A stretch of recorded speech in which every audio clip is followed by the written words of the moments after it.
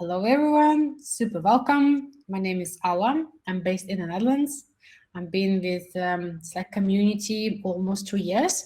So this is amazing journey, starting from, hey, we are going to run this venues. We are going to meet and make like 100 people together. Moving to, yeah, this is my screen. I'm going to share it. I'm going to see you. Somehow on this small boxes on the video. So yeah, welcome everyone, and I'm gonna start presenting a small presentation that I prepared for us. It's not something that's like, it's not a slideshow. So it's a panel discussion. So we are going to discuss the very important topic about productivity and about the future of software development. We have amazing experts today joining us. So yeah, let's dive in. And the recording will be available after all. You will receive it by email, so no worries if you're missing anything. Okay, that's great. I'm gonna start sharing my screen. So the one is here. And yeah, the presentation is very small, I promise. So let me know if you can see my slides. Yep. Yeah, perfect. Thank you so much. Yeah, so basically, the discussion that we're going to have today is going to be around the productivity tips and tricks. So please feel free to drop your messages and questions in the chat, or if you feel comfortable, so you can just unmute yourself and ask a question. So we are super happy to do that this way. Anyway, this works for you. And we're gonna do that together with our amazing speakers that I'm going to introduce soon. So super welcome. This is Amsterdam chapter. We have more than 90 chapters all over the world. If you're dialing from another location, from another country, check out. So you probably can find the chapter that already exists, or maybe open a new one and become yourself a chapter lead. Kind of reminder for everyone. So we are very, very welcome each other. We are very kind to each other. We respect and looking after each other. And we have community, Slack community leads that are also sometimes joining our events. Elizabeth and Niam. So they're official employees of Slack. So you can always reach out to them and ask any questions about anything that is happening at the community and any activities you would like to do. Feel free to do that. And this is a very important slide that it's a reminder for myself and for everyone as well. Like, try to be present, like close the things, put them away, and so just try to listen to the conversation and ask the questions. So, but yeah, feel free to keep your video off because yeah, it could be more convenient. So that's all good. And yeah, so what are we going to go through this hour today? I'm going to make a very quick announcements, and we're going to start the file chat where you can ask the questions, and yeah, we will be sharing our opinions with you. That's one of the things that recently happened with Slack, and I can't wait for amazing stickers to arrive to put it everywhere in my laptop, on my desk, everywhere. So this is our, let's say, pillars. This is our values that we trying to share in our community, striving together, inspiring each other, giving and connecting. So this is very simple to relate to. So I hope that it's something that you will find also relevant for yourself, and yeah, you could be as excited as I am. So feel free to ask me any questions about these values that we are trying to promote in the community. One very, very big event is happening. So it's gonna be very soon, November 16, 17, 17, 18. It's a Slack Frontiers. It's a tons of useful information, amazing networking. If you're working on the apps for Slack, if you're just enthusiast, if you're like entrepreneur or anything that you do and interested in Slack, so this is the place for you to be. Of course, it's a free event, and I'm gonna share with you like sneak peek information. That's our chapter is going to be featured there as well. I hope you will make the time and to watch some very, very useful sessions. So the link will be available in the chat later. I'm gonna put it there. Please feel free to join. So this is about the announcement. This is me. So also I'm working in Riot Games like a full time, and in my free time I'm running this amazing community. It is actually not that a lot of work; it's more a lot of fun and meeting great people who love Slack. So that's me. And join us is very easy. So we have a workplace with thousands of people, so you can kind of unlock for yourself a nice community. Also, I'm going to add this link so you can join the workplace and you can find the chapter and join it and follow the news. The great thing about it is that you can be like a passive observer, so you can join and just watch what people are discussing. You don't need to do anything, but then slowly you can contribute. You can make an intro, you can join other events, you can post a question. So it's really this community facilitate any type of communication you would like to have. So that's what I wanted to say.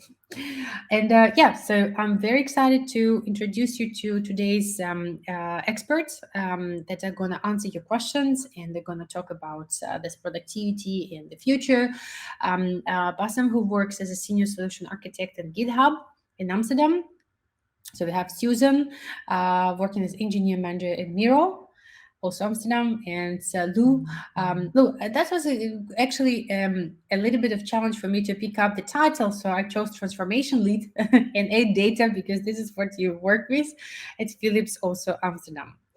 And I'm gonna, of course, allow them to introduce themselves or during the panel discussion. So please do send your questions in the chat. So we are gonna try to pick them up. And I would like to point that in Slack we have amazing swag. So I would like to encourage you to ask the questions, and we will pick up one question and send you a nice present from us. Yeah, so let's say you also have something out of it. And yeah, so this is our expert panel. So I'm gonna stop sharing my screen because I think it's more interesting and easier to see people in here on their faces. So if you forget who are present, so we are gonna help you out. Okay.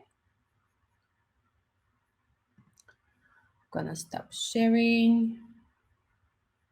Yes, great. Yeah, I was talking a lot. Apologies for that, and I'm happy to move this from me to first start with Bassem. If you can introduce yourself, what you do, and a little bit, a couple of words about GitHub. Who doesn't know what is GitHub? Sure thing. So thank you very much for the opportunity, Allah, to be here with these amazing people. My name is Bassem Dghaidi, and I'm a senior solution architect working with the professional services team at GitHub. So GitHub is a platform where engineers and non-engineers even can collaborate on building not only open source code, but any form of, software. And GitHub is transitioning to become more of a platform where you can do a lot of the DevOps type of work within your organizations, whether they are small startups or larger enterprises. GitHub is very well known for within the open source community. It's the home of one of the largest open source communities in the world, and pretty much anyone who has touched any form of open source code has definitely landed on GitHub at some point in their career. I personally learned a lot from the awesome people that put their projects over there, and part of my role is to look after the enterprises now who are adopting GitHub internally within their organizations and within their engineering teams. So that's my role within there, and happy to answer any questions you have about us. Great. For sure, we have questions for you. Susan, so Susan from Miro, could you please tell us what do you do, and yeah, what is Miro? Sure. So I'd like to say I'm delighted to be here. My name is Susan. I have a Dutch name, but I'm actually Scottish in case the accent is confusing anyone. I always have to make that kind of clear. So yeah, I'm an engineering manager with Miro in the growth team, and yeah, how do I describe me? I wasn't prepared for this pitch. It is a it is a collaborative tool. It has grown massively in the last few years. If you haven't tried it, I think it's one of the apps available on Slack, so you can give it a go for free. And I think it's helped a lot of people work collaboratively together during this period of the last year. Thank you. Perfect. No, that's nice. A nice pitch. And yeah, so definitely check this out. And yeah, Lou, you're the next one. Yeah, it's a pleasure as well to join this community on this chat. And as Alan mentioned, I think I got into this via the whole COVID crisis. I think that was the first time when I joined one of the calls. And with Susan and Bassem, our teams actually in Philips use a lot of your products a lot. So most recently, we're trying to hack one of these Microsoft HoloLens, actually uploading, I think it was Unity assets with GitHub's services. And perhaps we can even talk more about that offline. And Miro, for sure, running a lot of workshops on what we're trying to do in our supply chain, using the baseline to draw a digital twin, to do simulation, to just create really nice process roadmaps. So really happy to hear. I'm a Canadian. That's why Ala was mentioning whether I was in Canada or in the Netherlands. Right now I'm in the Netherlands, so same time zone, no problem there.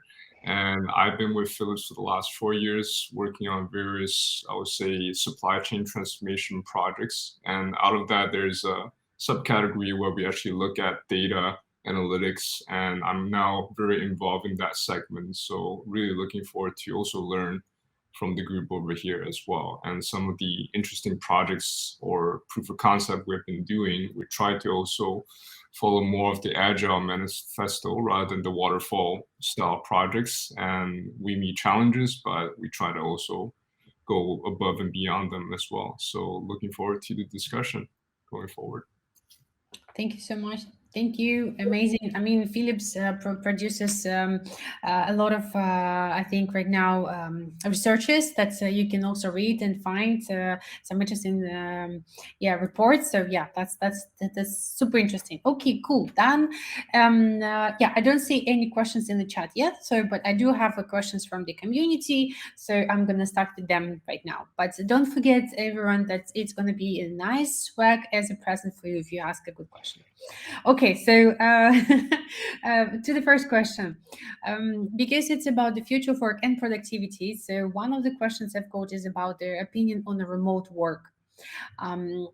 Developers, and I've heard a lot from them that they don't need to go to the office at all, and they're perfectly okay on their own, being remote. So you as experts present here represent different types of roles. Like I would like to ask each of you to share your opinion based on your role, because like being solution architect means one thing, being engineer manager, managing the teams remote, it's another one. So in lieu with you with all the let's say hard expertise area happening with your work, like is it possible to do it remote? So yeah, if we can start with Bassem, Susan, and Lou, like sharing this opinion.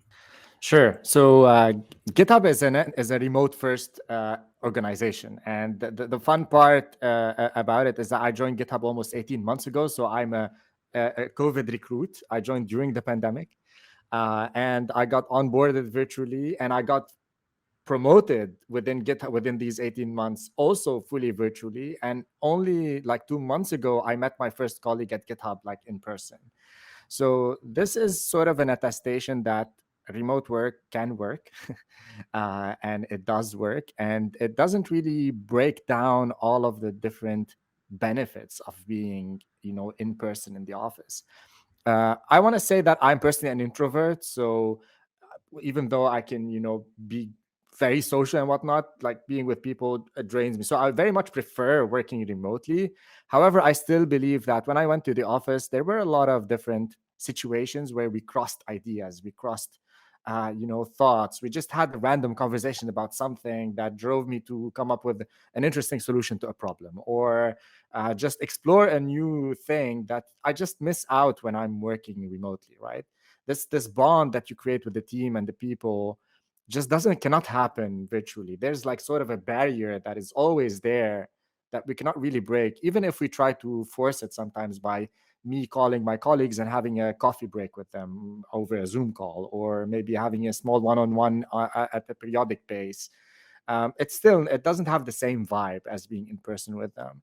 So even though remote work works, I still feel that a physical element is definitely necessary to create stronger bonds and enhance productivity amongst the team. Thank you. Totally agree. Susan, you're in a challenging position. I know that you're like a hybrid type of We company. are hybrid, yes. So I was also a COVID recruit, if that's what they're called. So managing a team, one of my teams was in Amsterdam, one was in Perm in Russia. And so that really gave me, as an engineering manager, a new challenge, like how do you build trust? How do you everyone's suffering from Zoom fatigue. This is your only way to really get to know people. And yeah, so that was definitely an extra challenge. It's absolutely possible to do it remote. But I have to admit that since we have had this option to be in the office, I feel much more part of Miro. Instead of my individual team, I get to feel more part of the community, and I have much. I've enjoyed the conversations with people who are not directly involved, but we can help each other out. And yeah, that just is easier to do when you're in the same space at the same time. Yeah. Cool. Yeah, I would say Philips has always been very flexible with how we work, and also because as a large multinational company, I've already kind of got used to working either remote or with teams. Unfortunately, I've actually never met in person before. So when COVID came, the adoption was quite easy because it was business as usual. However, I think during that period of time, you also have to actually gauge the emotion, and sometimes it's really difficult to actually do that over, let's say, a call. And because we also have habits that we don't even use our webcam with a lot of our other colleagues around the world, which is something that I really like what Ala, you did in the beginning, to basically set some rules in the presentation to say what you should do and so on and so forth, which I think I should do more as well when we do workshops. And actually during this period of time during COVID, to enhance, let's say, some of our interactions as well as the projects that we're doing, we try to use more what we call remote collaboration technologies. One of them was what I mentioned in the beginning, like using HoloLens actually, which is really cool, but I would say a little bit more pricey technology that you can use to do, let's say, a live demonstration of what you're doing with physical objects in the warehouses that we're trying to do projects on, and also just show the people what we're actually doing on the ground floor, for example. On the other hand, I personally really enjoy actually having face-to-face meetings with people, and I always try to make the initiative to actually do that with the teams that I can actually do it with.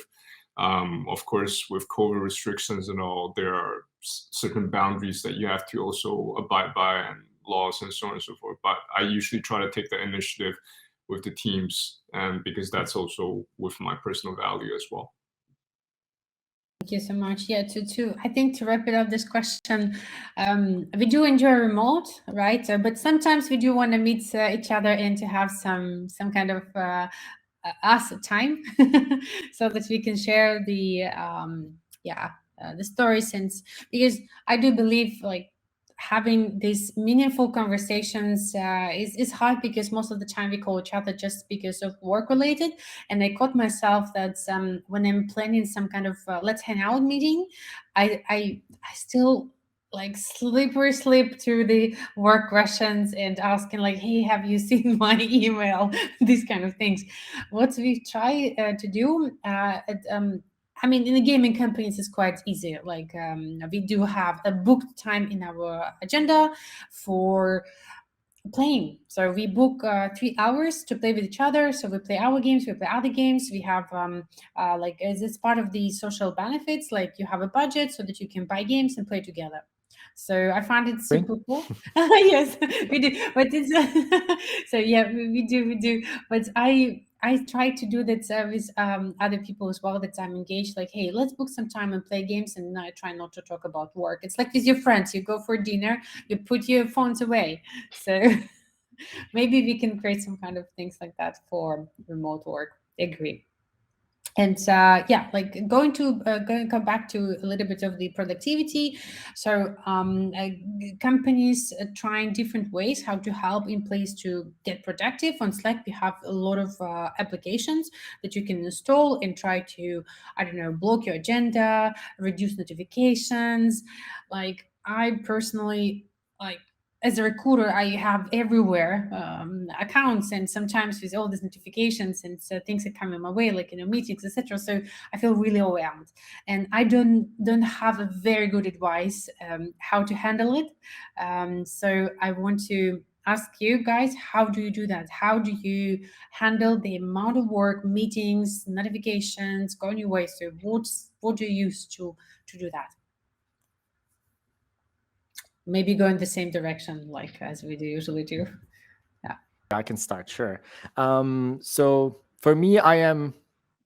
It's not a brag, but I'm brutally disciplined when it comes to these things, and I am brutally blunt as well with people. So I don't mind saying no. Like if someone asks for a meeting, great. What's the agenda? Why do we want to have it? Can we have it over a chat? So if a meeting can happen over just a quick sync, sure, let's do that. If a meeting can happen by an email, let's do the email, right? Let's not waste each other's time. And I am also brutally when we go into a meeting, I very much define very specific agenda points, and I close the meeting way before, as soon as we're done. It doesn't have to drag even beyond that.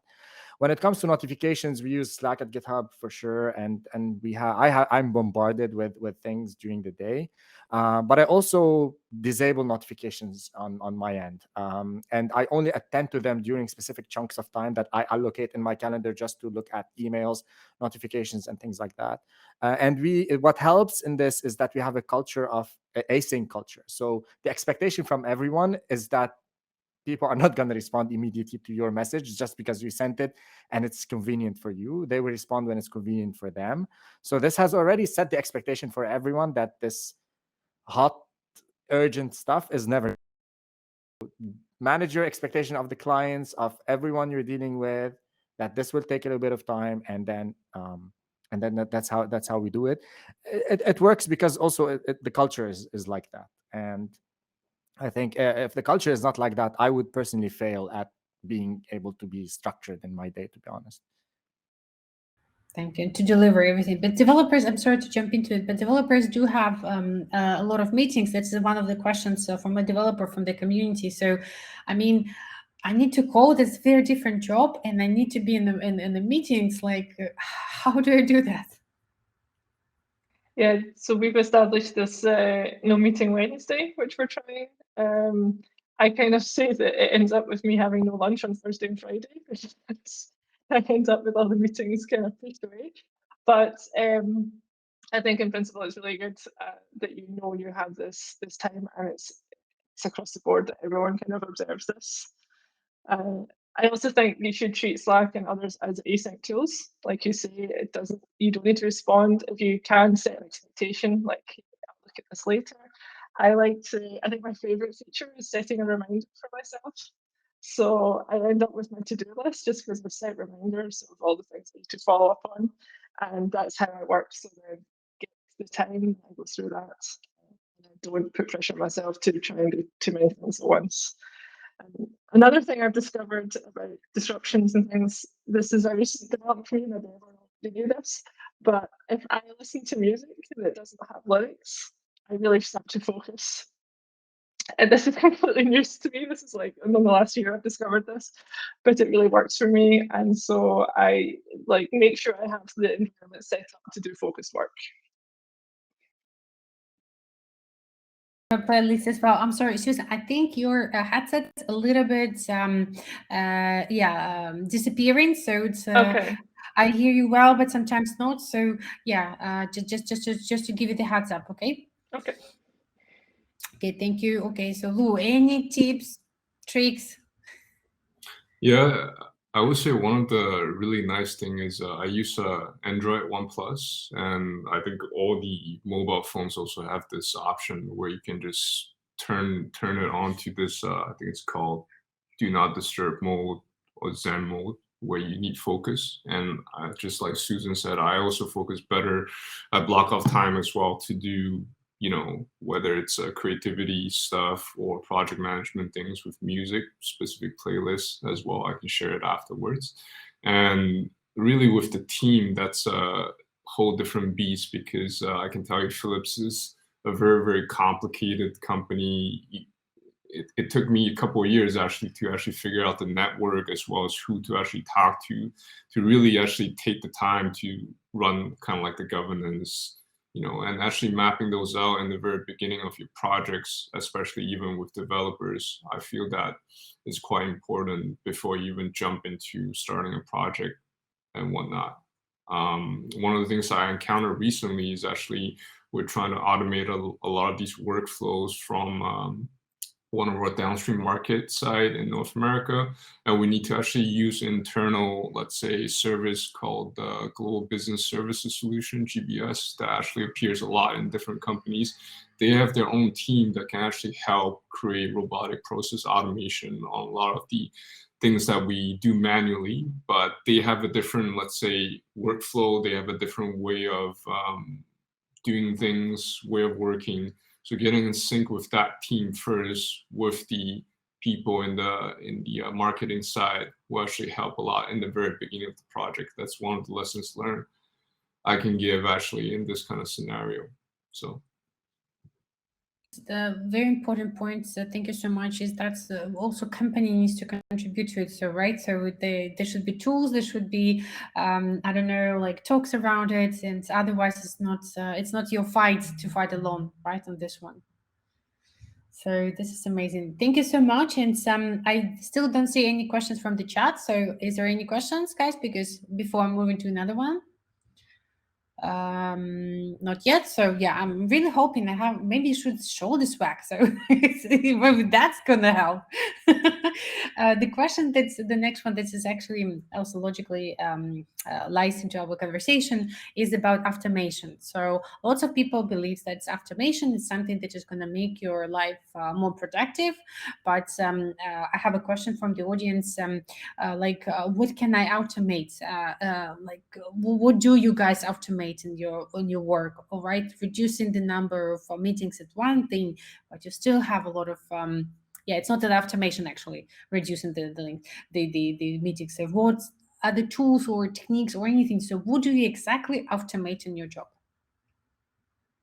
A lot of things. So, but let's say that automation is not the starting point. Automation is probably the end goal and not necessarily the where you start. I get asked a lot by people, like, well, after they've seen my YouTube channel and whatnot, like, what gear do you use? Like, what equipment do you use? What is your webcam and whatever? And I'm like, that's not gonna make the content better, right? The same applies for automation. You can buy the best gear in the world, but it's just not gonna make you more productive, right? And it applies to any hobby, any musical instrument, anything you can think about. So start by building a workflow, non-automated workflow. Start by figuring out your starting work hour, ending work hour, and then make sure you cram all of your work during this chunk of time, so that nothing spills over and your personal time remains untouched. That's number one. When you define this chunk of working time during the day, then you need to define which time you spend on notifications, which time do you spend on emails, which time do you spend in productive focus work. And you need to make sure that the time you spend on productive focus work is continuous, so that it's not interrupted and you don't have to pay for the context switching that we do during the day. Context switching is very expensive. I make sure that I have back-to-back meetings in the morning and maybe late in the afternoon, and during the other period of time, I focus on building stuff. Sometimes I build in the afternoon and I do meetings in the morning, and vice versa. So it really depends on what you prefer as a person. And then once you have all of these things in place, then you can start bringing in the tools. I personally automate my scheduling, so I have calendar links that I share with customers and whoever They can just pick slots that I define for them where they can have the meetings in. I automate my time tracking. So I definitely track my time because I want to know what I'm spending time on. And I'm starting to sound like a psychopath. Sorry about that, but it really is how I manage my day. I also make sure that I automate a lot of the redundant tasks. So I use Alfred a lot, and part of the Power Pack, it comes in with a lot of useful workflows. So for example, whenever I want to search for something, I make sure I have shortcuts for that. For the commands that I run all the time, I have them already in snippets stored, so they go direct into my clipboard with a couple of keywords. You might say, okay, this is overdoing it because like what, you're saving a couple of seconds writing an entire word. It helps jogging your, like whenever you want to remember something, you don't have to, switch context and move on. You can just quickly do it. And part of the development process, I use GitHub's Copilot, for example, which is a great time saver. It really helps a lot whenever you're building code because it can just, let me put it this way, I don't have to Google stuff anymore. If I want something, Google Copilot can suggest it right away. Are you trying to get a lot of developers without the job now? not necessarily, because I feel that it is a co-pilot, right? So it's not a pilot, and it will never be a pilot, at least for the next decade or two. I think it's great because I don't have to copy stuff from Stack Overflow anymore. This is the reality of our job, right? We do a lot of copy pasting, we read a lot of documentation, and very little writing code. So I use all of these tools. And then I can see a colleague of mine, Ahmed, also on the call with us today. So when it comes to deployment and integration and a lot of this stuff, we have a lot of nice pipelines set up already that rely on chat-ups. We do a lot of this stuff in Slack. And we bring in a lot of the information into Slack as well. So basically, if I am to say a TLDR, reduce context switching, and this will be a major productivity booster, and then automate everything around reducing the context switching time. Thank you so much. If you don't mind, we will get back to the pilot because I had like 3 questions around it. So yeah, let's leave it later. But moving to Susan. Susan, one thing that you do as well is like you interview a lot, and your company is in the hyper growth. Like you should have a solution. What are the things you are like automating your routine? Oh, I wish I had an answer for this. Do we have an automation around recruitment? I can't think. We have like some tooling that really helps you prepare and follow up afterwards. So we're using Greenhouse. I haven't experienced that before. It really helps me with being focused and prepared, and for reminding me to fill in my scorecard afterwards. I was trying to think when we're talking about tooling. I don't think I do that much, and it's a really good question. I'm actually going to think about my day and think about what I can improve. But I do it's a repetitive task.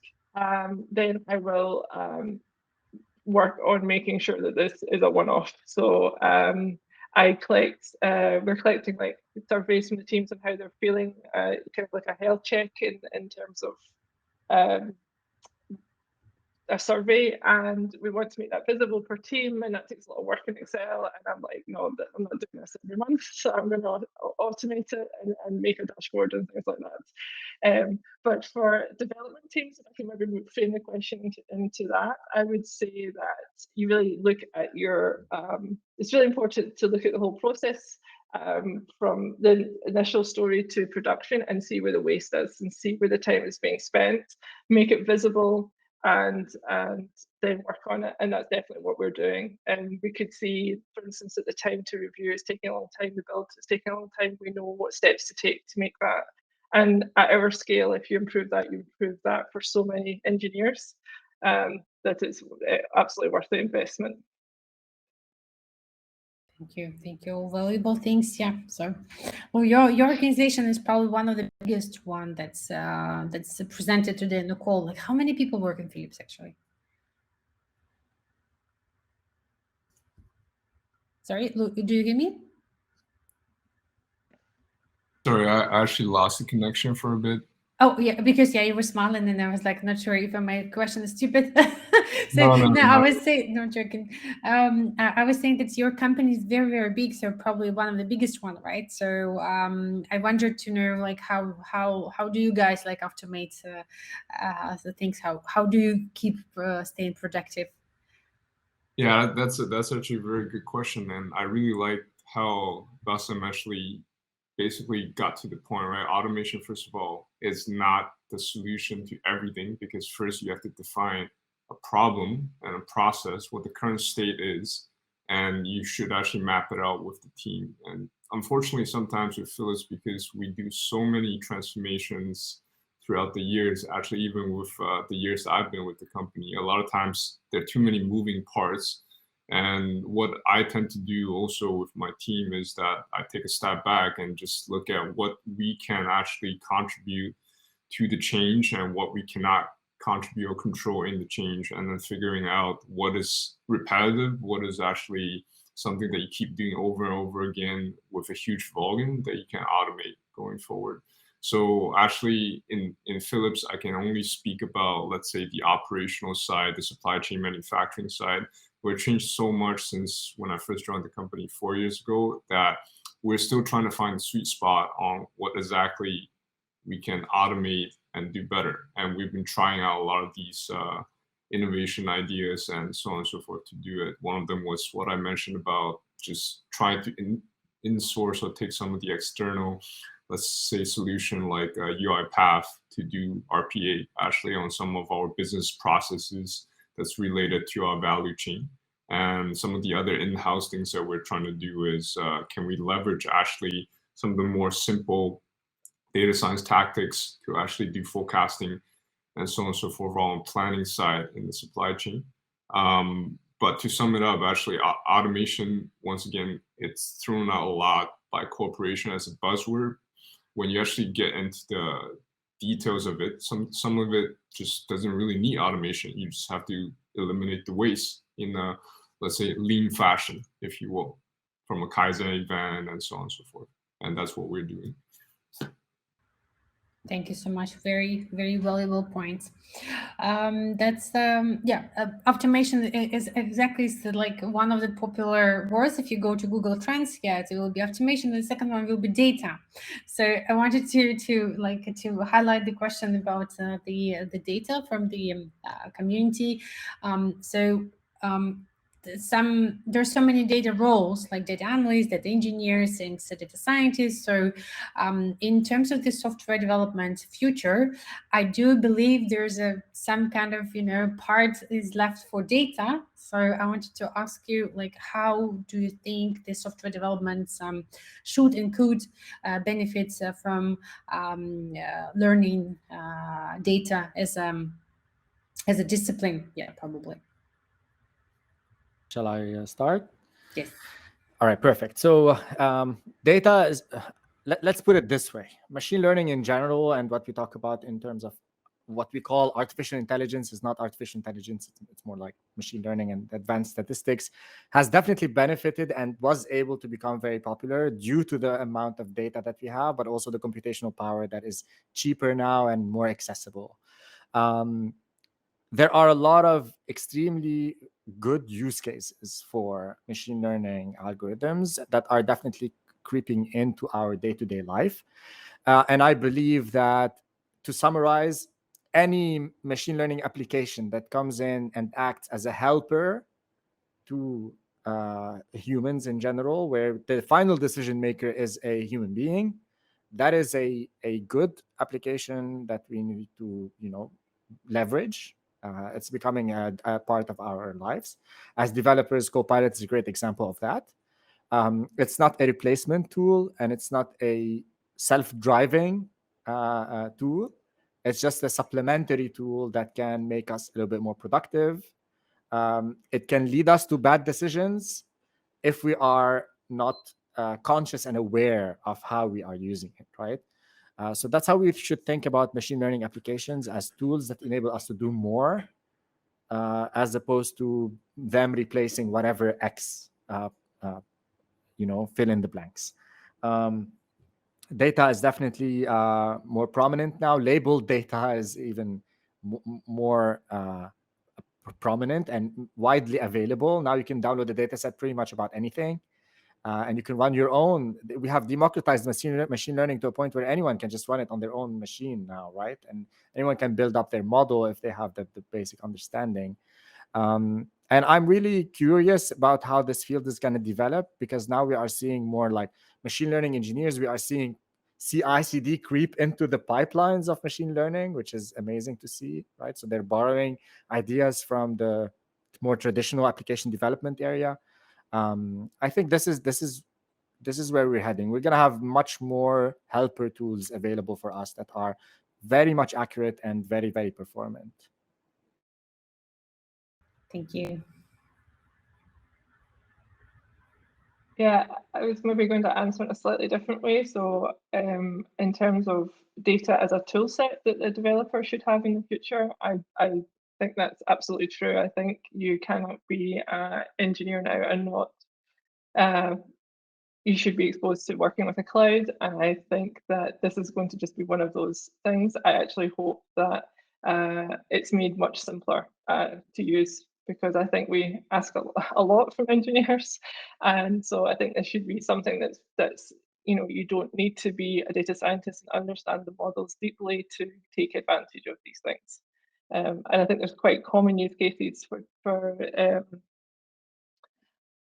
machine learning that should be quite available and easy to use, like content prediction and churn prediction or recommendation engines and things like that. So I think these will all be things that are kind of basic tools that in the future developers can easily kind of use as part of services provided by cloud. That's my prediction. Thank you. Myself, from the flip side, yeah, we have too much data, and actually so much data to the point that sometimes the data don't even talk to one another. And that's also because we did a lot of mergers and acquisitions over the year, and a lot of the system didn't really integrate with one another. But one of the, I would say, key aspect about just data science or just data in general is people tend to forget the fact that you also need to spend time to clean the data to actually get to the next level of the process. And that aspect, if you try to also hold the management team or the stakeholder or sponsors accountable, saying that this part of your process takes this amount of time to do, you will want to also see what kind of accuracy of your model will come out, because if you spend this amount of time, then you have to create this model. You don't have enough time from a program or project management point of view. So actually, once again, setting that expectation to the deliverables is quite important as well for your development team in that sense. So much. Yeah, I did show some tendencies to apply software development principles to the data teams, and I've heard a lot from data scientists, data engineers, that agile doesn't work for us. Like we like the way how the software development works, we don't work this way. So I don't know. So we need to make a session with data specialists and ask them. I do think those things like using GitHub is a good idea, and code reviews, and some of those practices, I think kind of be more professional and more engineers is a good thing in these fields. Definitely a distinction between the science part, which is designing models, doing the 0 to 1 effort, and then engineering the model to go to production, right? So making the model production ready is the engineering aspect I was talking about. But I think the 0 to 1, the science aspect, I think that will always remain, done in a little bit of a different way. Nice. Another question that I have from the community is about the book or maybe a technical blog that actually is shaping your view for the future, something that changed your mind or inspired you. I'm going to be first and Zheng.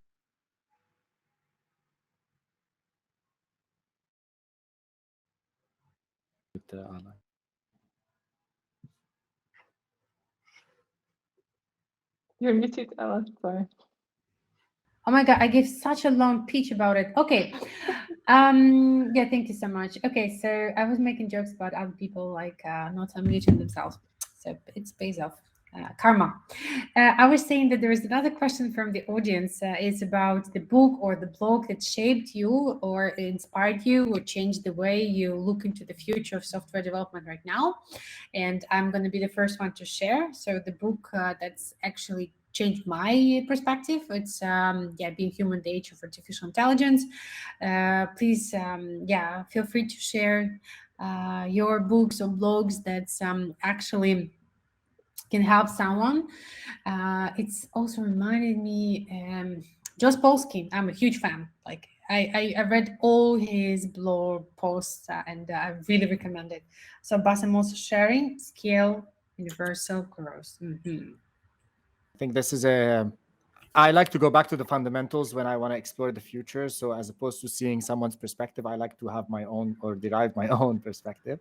And I think this is a great book that discusses how we scale pretty much a lot of different things, and it draws parallels between how the human body or biological organisms scale and how cities scale and how software scales, so on and so forth. And I think this helps us understand the future of a lot of our field when it comes to using it on a global scale. Nice, yeah. Susan Lu, I know it's out of nowhere the question, but if you can share anything. I can share what I'm reading just now, which is Designing Data-Intensive Applications. So I think it's a really, really good book, and I realized joining Miro that I had experience of a slightly different from a different company, and I hadn't been exposed to some things that I needed to know, and this is my way to catch up. And yeah, another book that I recommend to everyone is, and I've now forgotten the name, Radical Candor. I'm checking it right now. It's about giving feedback, and I don't think it's just for managers. I think it's useful for everyone. Okay, gonna share it. I haven't read it. Thank you. I'm gonna share it later in the chat. Oh, Lou, you also? Okay. Yeah, I got something that's really old school and that has always been helping me a lot, which is Innovators Dilemma, because they look at actually how everything starts from hard drive all the way to what we have right now in terms of the exponential growth, and why is it that you always have the bell curve for adoption. This really helps you understand also from a more long-term strategic point of view how you should deploy your time and skill set to which areas, I would say. Really nice read. Yeah, I know this book. I read it it's old book, like back 2013, I think. Yeah. Still relevant, fully relevant to this. Yeah. Amazing. Thank you so much for sharing. This all gonna be very useful for the community. Another question. I found it a little bit hard to answer question, but yeah, please bear with me. So basically the question is, what do I need to do if I would like to become like Bassem 2.0 or Susan 2.0 or Lou 2.0? Meaning, like, what do I do to become like you, to be where you are right now? If I would like to be the software solution engineer, so what do I do? If I would like to be engineer manager, what do I do? Where do I start? Like, etc. And as well, if I would like to work with supply chain and say like be an expert in data, so like what do I do with the start? I'm sorry, don't feel like you're bragging about yourself, but I think it's the question is coming from like good perspectives, like understanding. So what do I do? Yeah, it starts from within. So for my current function, let's say as a solution architect, I needed the following skills. So a deep understanding of the software development lifecycle end to end, how we build software, right?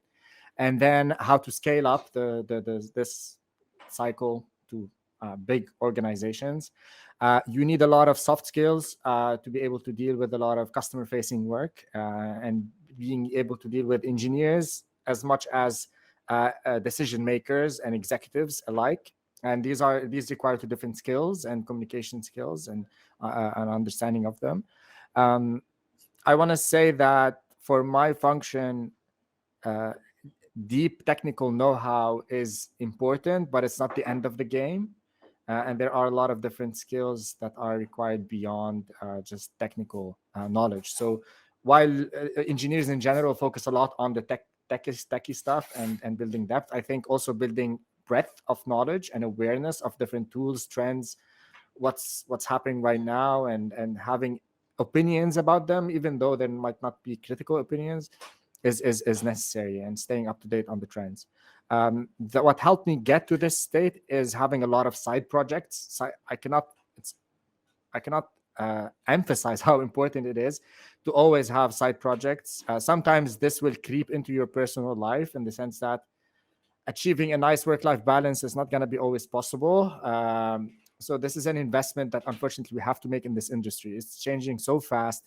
It's very difficult for us to keep up with whatever is going on. That does not mean that we have to jump on every trend and implement it, but that means developing an understanding of the trends and its actual merits is very relevant and very important. And all of these are necessary for my current function.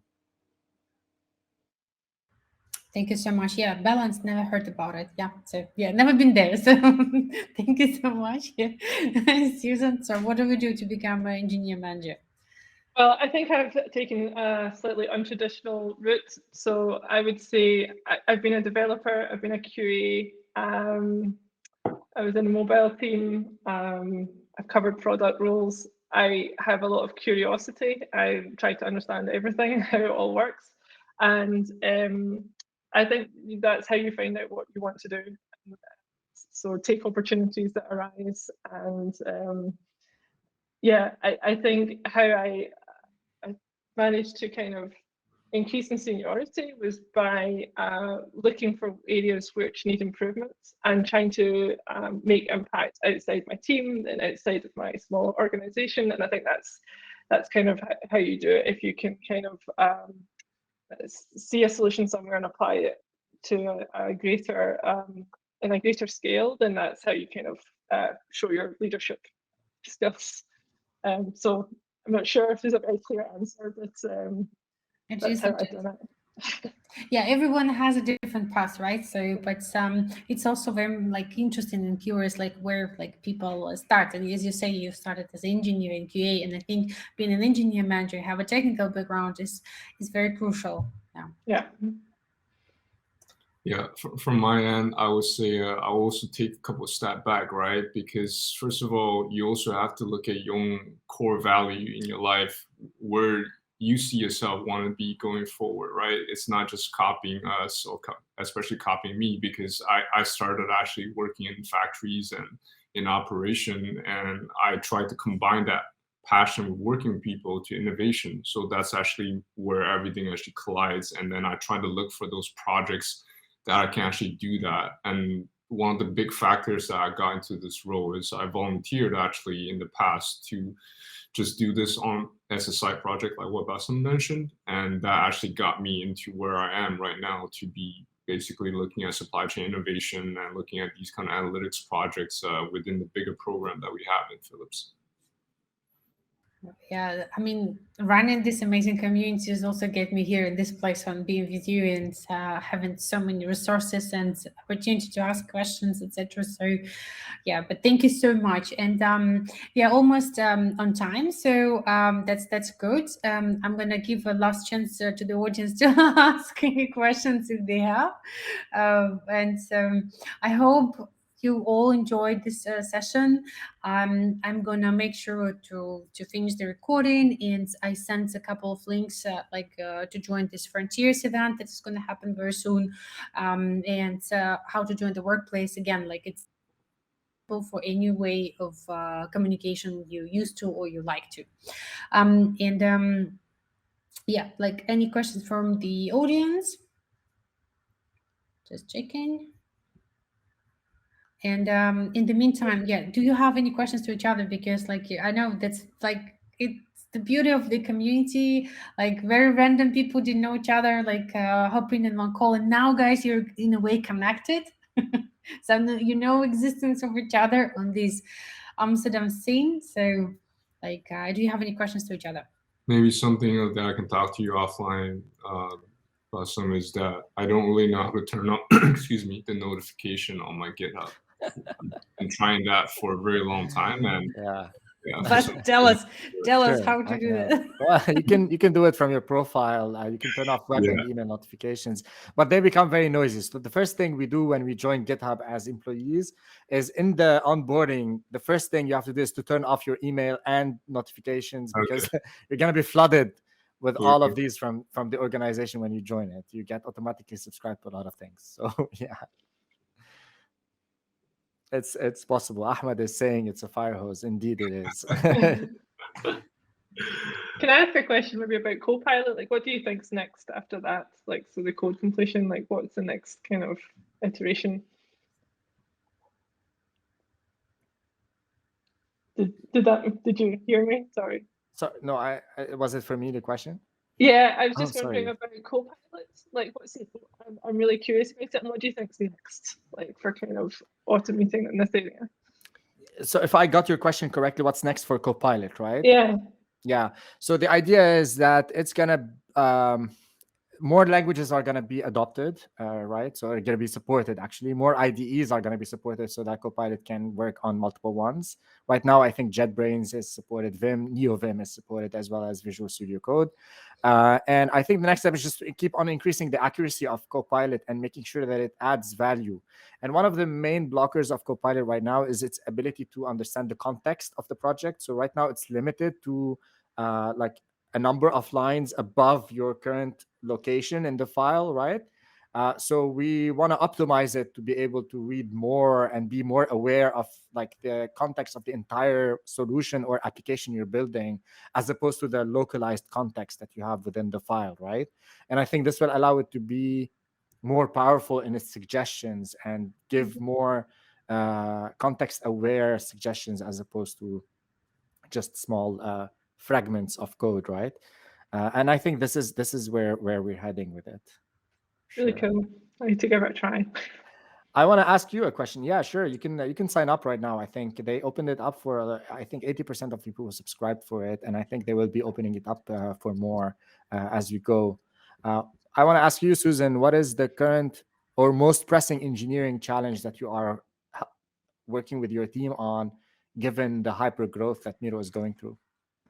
Yeah, I mean, we're going through incredible growth. I think we've tripled in the last year or something. It's absolutely crazy. So we're obviously scaling in terms of teams, and so we need to build our architecture to match that. So we're moving towards not, I shouldn't say microservices, but more like the right size service, but the teams own a domain. And obviously that takes some work, and there's needs to be infrastructure around that and teams to support that. So that's what we're working on. We know what we have to do. We just have to kind of do it now. Do it with limited resources, as always. I think this could be a topic for you, Ala, for the next sessions, like yeah, making notes, engineering challenges in hyper-growth startups. Exactly. I mean, we had the question from the audience about the full stack. Is the full stack is what I should do, or should focus on the front end or back end? So this is the last question I want to ask: like full stack or be focused. Let me give it a jab. I have on my LinkedIn, I posted it a few days ago, that we as software engineers refuse to accept that we could be experts in different things at different stages in our career. We just want to be expert in one thing over our entire career. That's not gonna happen. Just whatever the opportunity that is present for you right now, just make sure that you become an expert in it, and then it's okay to change from front end to back end to DevOps to infrastructure to whatever throughout your entire career. Yeah, okay. I agree. The first three things I was an expert in no longer exist. So you have to adapt. Great. Thank you so much. Really, I mean, we had a compliment from Amin that's the session perfume run, and that's it's not actually that bad. So I'm very happy. So you're trying to make it around, like, you know, what you can benefit as a community out of it. Thank you so much, everyone, for your time. Enjoy the rest of your day, and yeah, like we continue improving and being productive. Thank you for the opportunity to see my friend that I haven't seen, Amin, in a few months, but doing it virtually now. Thank you for joining. So consider it's like hanging out. Yeah. Thank you. It was really nice to have the conversation with you guys. Likewise. Are we ever going to do in-person meetups for this chapter? One day, yeah, one day for sure. Like, yeah, we do. We are gonna do that. Awesome. Thank you, everyone. Take care. Thank you. Bye. Enjoy the day. Bye.